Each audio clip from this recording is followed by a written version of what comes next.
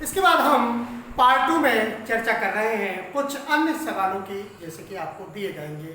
तो हम जोड़ना आपसे बनने लगा, आपका घटाना बनने लगा और कुछ समीकरण के सवाल बनने लगे।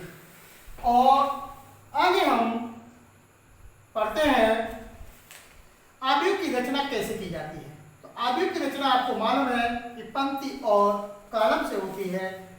और तो आव्यूह की रचना करते समय आपको बताया कि उसमें पंक्ति और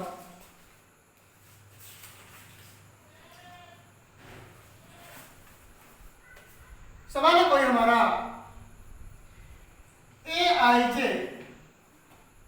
बराबर 2i प्लस 3j बटे 2, ये कोई सवाल हमारा। और उसने हमसे कहा है कि 2 गुणे 3 क्रम का एक आव्यूह की रचना कीजिए। 2 गुणे 3 यानी 2 पंक्ति और 3 कॉलम। 2 गुणे 3 आव्यूह की रचना की जाए है, जहां आई पंक्ति है और एस ये कोई सवाल है। और हमें किसकी रचना करना है? 2 गुणे 3 की। यहां पर आई जे के मान आपको स्वयं लेना है और एक 2 गुणे 3 यानी 2 पंक्ति। पहले तो आप 2 गुणे 3 का आव्यूह समझने की कैसे कीजिए। a11 a12 a13 a21 a22 a23 ये किस क्रम का आव्यूह हो गया? इसमें 2 पंक्ति है और 3 कॉलम।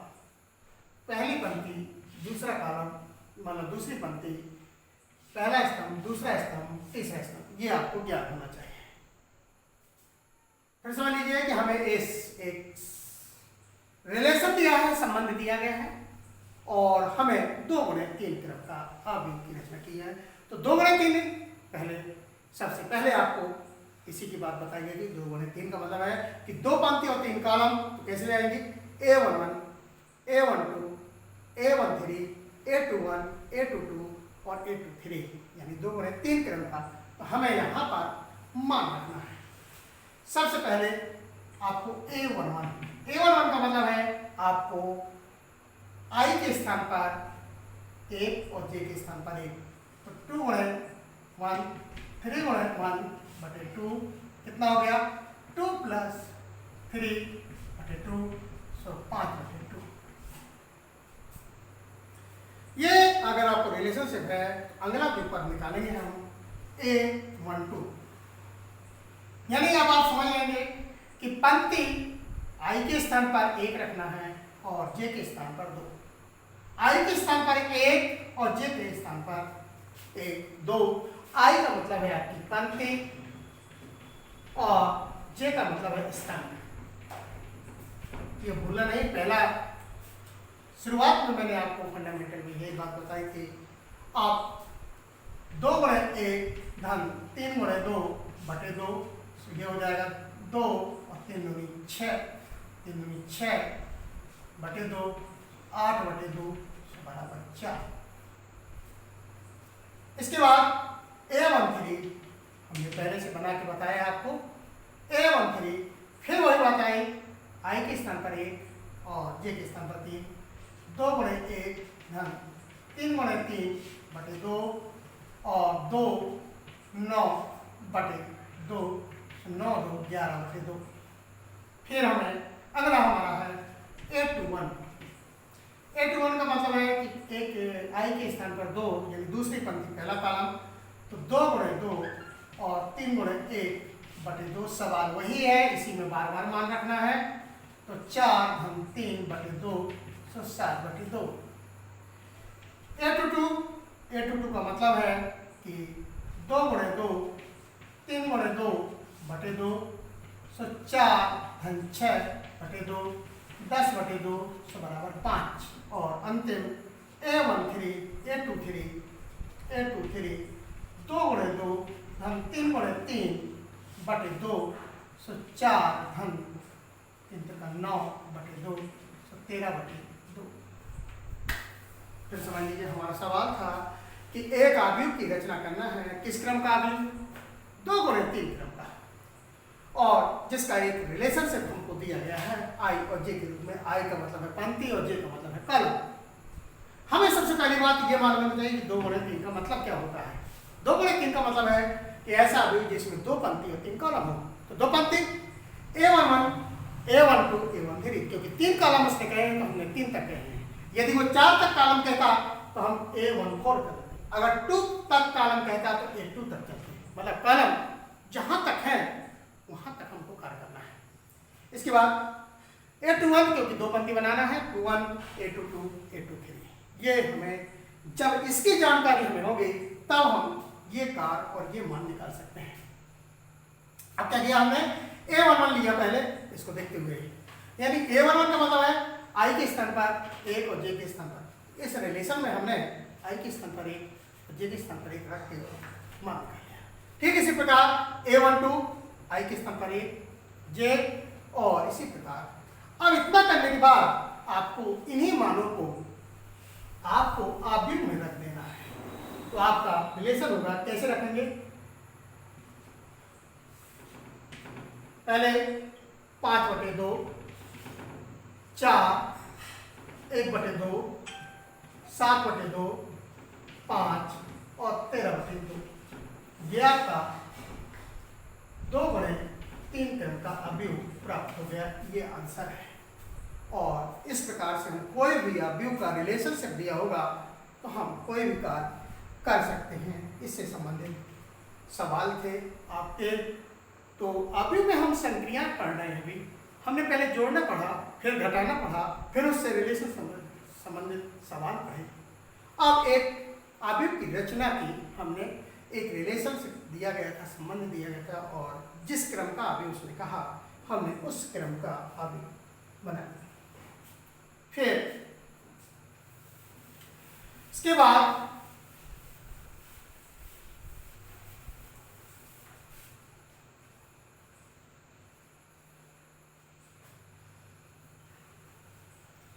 एक सवाल और लगा लेते हैं अपन।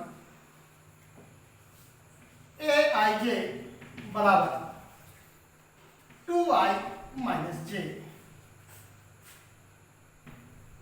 2i माइनस जे, और हमें 3 गुणे 4 क्रम का अभियुक्त बनाना है। कितने क्रम का, 3 गुणे 4, यानी पंक्ति कितनी होगी 3 और कॉलम कितने होंगे 4। देखिए कैसा बनेगा, A बराबर बनेगा आपका A12, A11, A12, A13, A14।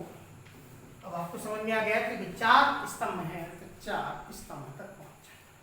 फिर 3 पंक्ति बनाना है तो A21, A22, A23 और A24, और A31, A32, A33 और A34।